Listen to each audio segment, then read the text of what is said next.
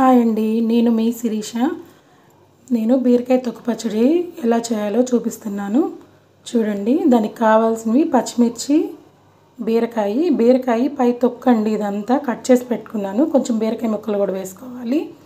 చింతపండు, వెల్లుల్లి రెబ్బలు 4, కావాల్సినవి జీలకర్ర, ధనియాలు, మినపప్పు. ఎలా చేసుకుందామో చూద్దాం. ఇప్పుడు స్టవ్ మీద బాండి పెట్టుకొని ఆయిల్ వేసుకున్నానండి. ఆయిల్ని కొంచెం సిమ్లో పెట్టుకుందాం. కొంచెం హీట్ అయ్యాక, ఆయిల్ హీట్ అయింది. ఇప్పుడు కొంచెం జీలకర్ర, కొంచెం ధనియాలు, కొంచెం మినపప్పు వేసుకున్నాను. ఇవి కొంచెం ఫ్రై చేసుకోవాలి.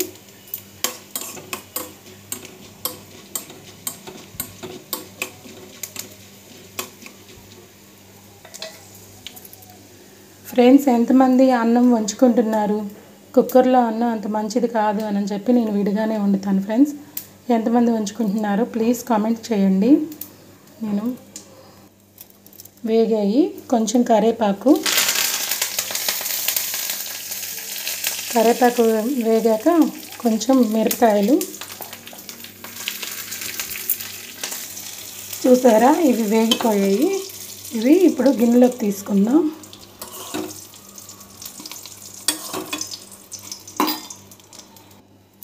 ఇప్పుడు ఇదే ఆయిల్లో బీరకాయ ముక్కల్ని ఫ్రై చేసుకుందాం. బీరకాయ తొక్కు.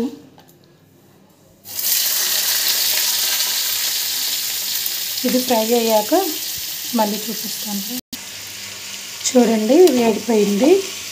ఇది స్టవ్ ఆఫ్ చేసుకొని ఒక 5 మినిట్స్ దీన్ని చల్లార్చుకొని మిక్సీ పట్టుకుందాం. మిక్సీ జార్లో వేసుకొని 1 టేబుల్ స్పూన్ సాల్ట్ వేసుకోవాలి. ఏమండోయ్, నేను సాల్ట్ వేయడం ఒక్కొక్కసారి మర్చిపోయానని మీరు మర్చిపోయారు, కానీ నేను తర్వాత వేసుకుంటానండి. అందుకని మీరు సాల్ట్ వేసుకోండి. ఒక్కొక్కసారి నేను వీడియోలో చూపించకపోయినా మీరు మాత్రం వేసుకోండి. చూసారా, మిక్సీ పట్టేశాను కచ్చా పచ్చాగా. ఇప్పుడు స్టవ్ మీద బాండి పెట్టుకొని, ఇంత కొంచెం ఆయిల్ ఉంది కదా, దాంట్లోనే తాలింపు వేసుకుందాం. తాలింపు అంటే దీంట్లో ఏమీ వేయకూడదండి. ఓన్లీ ఆవాలు, జీలకర్ర వేసుకునేది. అంటే దాంట్లో వేసాం కదా ఆల్రెడీ మినపప్పు అవి, అందుకని జీలకర్ర, ఆవాలే వేస్తున్నాను. కొంచెం లైట్గా టేస్ట్ కోసం ఇంగు వేసుకోండి, అవుతుంది. కొంచెం ఇంగు వేసుకోండి టేస్ట్ కోసం, అంతే. చూసారు, తాలింపు వేసుకున్న దాంట్లోనే పచ్చడి వేసి 1 నిమిషం అట్లా వేగనిచ్చేసి ఇంకా గిన్నెలోకి తీసుకోవడమే. కానీ వేడి వేడి అన్నంలోకి నెయ్యి వేసుకొని పచ్చడి వేసుకొని తింటే సూపర్గా ఉండిద్ది. Thank you friends, keep watching. Like చేయండి, తప్పకుండా కామెంట్స్ చేయండి.